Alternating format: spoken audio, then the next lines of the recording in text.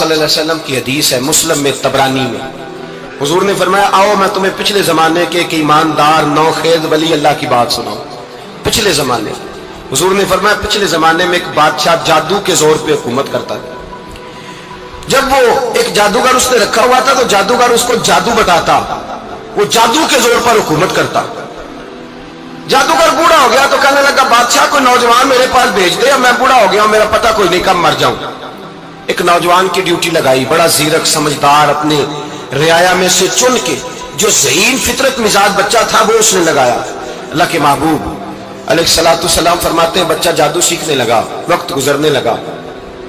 بچہ جب جادو سیکھنے جاتا تو رستے میں ایک راہب بھی تھا جو انجیل جانتا تھا، وہ اللہ اللہ سکھاتا، لوگوں کو حضرت عیسیٰ علیہ السلام کی تعلیمات سے آگاہ کرتا۔ اس نے دیکھا کہ یہاں بھی لوگ کٹھے ہیں تو وہ بچہ اس راہب کے پاس بھی اٹھنے بیٹھنے لگا۔ اب جب اس کے ساتھ اس کی گفتگو بڑھنے لگی تو اس کو باتوں میں لذت آنے لگی۔ اس نے راہب نے پوچھا کہ تو کون ہے اور کس طرح سے آیا ہے، کیا تیرا معاملہ ہے؟ اس نے کہا جی میں جادو سیکھنے جاتا ہوں، آپ کی باتیں مجھے بڑی اچھی لگتی ہیں۔ اس نے کہا دین سیکھ، جادو سیکھنے والے کافر ہو جاتے ہیں، قرآن و حدیث سیکھنے والوں کو اللہ کامل ایمان عطا فرماتا ہے۔ فرمایا یہ سیکھ۔ بچہ بیٹھنے لگا، اس کے پاس آنے لگا، باتیں دل میں گھر کرنے لگی۔ ایک وقت آیا کہ مسلمان ہو گیا، اور مسلمان کیسے ہوا؟ بچہ کہتا میں تجربہ کر کے ہوا۔ اب میں تھوڑا سا وقت جادوگر کے پاس بھی جاتا اور باقی سارا وقت وہاں بیٹھتا۔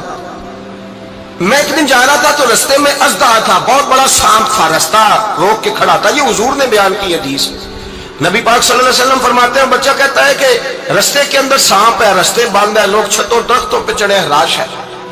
کہتے چھوٹا سا روڑا میں نے اٹھایا تو میں نے کہا اللہ اگر جادوگر سچا ہے تو اسے مار دے۔ چھوٹا سا روڑا میں نے پھینکا، اژدہا کوئی نہ مرا۔ پھر چھوٹا روڑا اٹھایا، میں نے کہا اللہ اگر وہ عالم سچا ہے تو اسے مار دے۔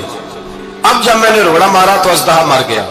میرے اندر سے گواہی آئی نہیں دین کی باتیں سچی ہیں، نہیں قرآن کی باتیں اسلام سمجھانے کے لیے عرض کر رہا ہوں، اگرچہ اس دور میں انجیل تھی، اللہ رسول کی باتیں اچھی ہیں۔ کہتے میں مسلمان ہو گیا، اب میں نے راہب کے پاس ہی رہنا شروع کر دیا، جادوگر کے پاس چھوڑ دیا اس بچے نے آنا۔ بادشاہ پوچھتا کہاں زیادہ وقت گزارتے ہو تو وہ بات گول کر دیتا، وقت تیزی سے بڑھنے لگا۔ اللہ نے اس نوجوان میں طاقت پیدا کر دی، اب وہ اس کے اندر نا اللہ نے توانائی روحانیت پیدا کر دی، ابھی جوان ہے، 14-15 سال عمر ہے۔ اللہ نے اب جو بیمار بھی آتا وہ دعا کرتا تو اللہ صحت عطا کر دیتا، جو بھی آتا۔ بادشاہ کا ایک درباری تھا، بادشاہ کو پنکھا جلتا تھا، وہ اندھا ہو گیا، کوئی ایسی تکلیف آئی کہ نابینا ہو گیا، بڑے علاج کرائے شفا نہیں ہوئی۔ کسی نے اس بچے کا پتہ بتایا کانوں میں، اس کے پاس گیا تو بچہ کہنے لگا شفا تو ہو جائے گی پر کلمہ پڑھنا پڑے گا، مسلمان ہونا پڑے گا، جس پیغمبر کا میں غلام ہوں تجھے بھی بننا پڑے گا، دین پہ عمل کرنا پڑے گا، اللہ شفا دیتا ہے۔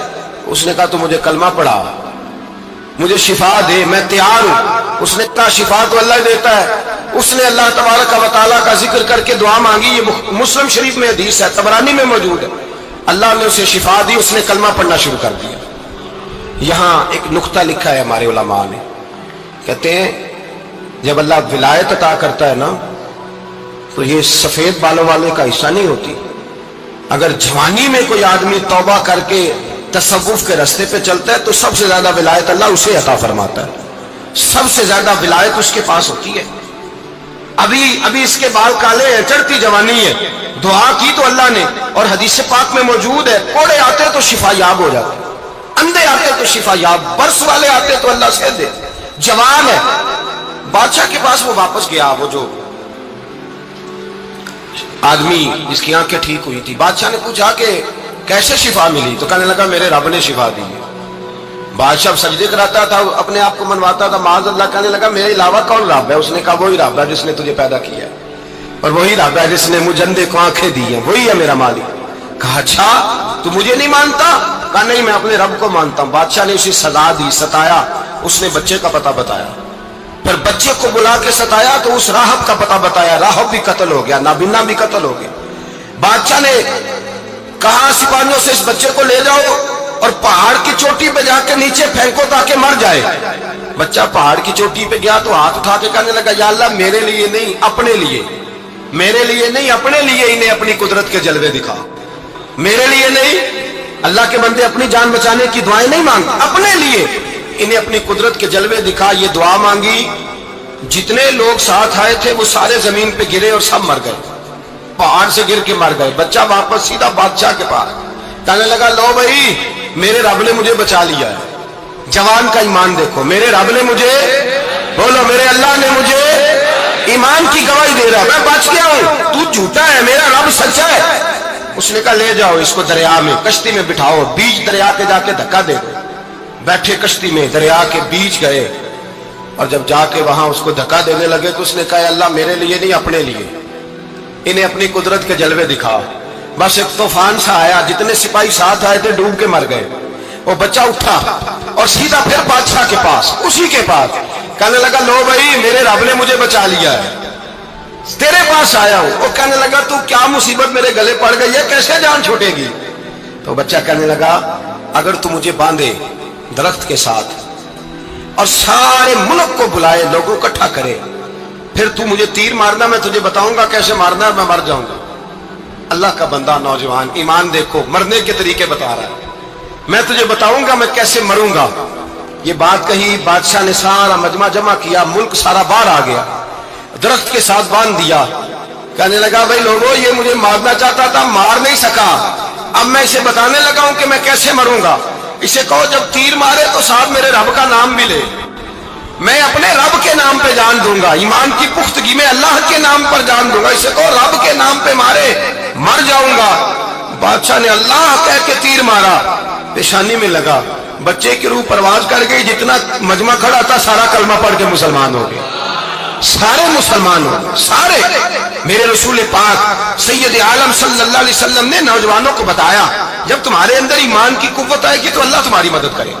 फरमाया वो नौखेज वली था, अभी जवान राना था, अभी उसकी पेशानी पर जवानी के आसार थे, लेकिन उसने अल्लाह को राजी किया, रब करीम को राजी। विलायत का मतलब बुढ़ापा नहीं, विलायत का मतलब वो नहीं कि जब बड़ा लंबा वक्त गुजर जाए तो फिर आदमी आए कहीं नहीं अब क्या करना है, अब मस्जिद ही है, अब तो इसके अलावा गुजारा ही कोई नहीं। तो उस वक्त का आना अल्लाह की बारगाह में कबूल तो है, लेकिन शाबाशी उसी को मिलती है जो जवानी के वक्त आए, जो ऐन उस वक्त आए जो वक्त मेरे रसूल पाक अलैहिस्सलाम के गुलाम है अब्दुल्ला इब्न उमर। हजरत अब्दुल्ला इब्न उमर रज़ियल्लाहु ताला अन्हु फरमाते हैं कि मैं निकला, मुझे सफर के लिए जाना था, तो थोड़ी सी खजूरें, थोड़ा सा सिरका, एक शहद की बोतल, चीजें मैंने सफर के लिए साथ रख ली। मैं जब मदीने से बाहर सहरा में निकला ना तो रमजान नहीं था, गैर रमजान था। मैंने एक नौजवान को देखा बकरियां चरा रहा, बकरियां चरा रहा है जवान। आप फरमाते हैं उसका चेहरा बड़ा नूरानियत वाला, गर्द पड़ी हुई पर बड़ा हसीन। फरमाते हैं मैंने उसको कहा कि आ जाओ खाना खा लो, रोजे भी नहीं थे। कहने लगा नहीं मैंने रोजा रखा हुआ है। फरमाते हैं मैंने कहा पता करूं कि मेरा नेक ही है कि परहेजगार भी है। नेक वो होता है जो नमाज पढ़े रोजा रखे, परहेजगार वो होता है जो गुनाह से बचे, वो परहेजगार होता है। कहा पता करूं परहेजगार भी है कि नहीं। कहते मैं करीब गया तो मैंने जाकर उसको कहा भाई तेरी बकरियां बड़ी प्यारी है, मेरा दिल करता है कि बकरी मुझे दे दो।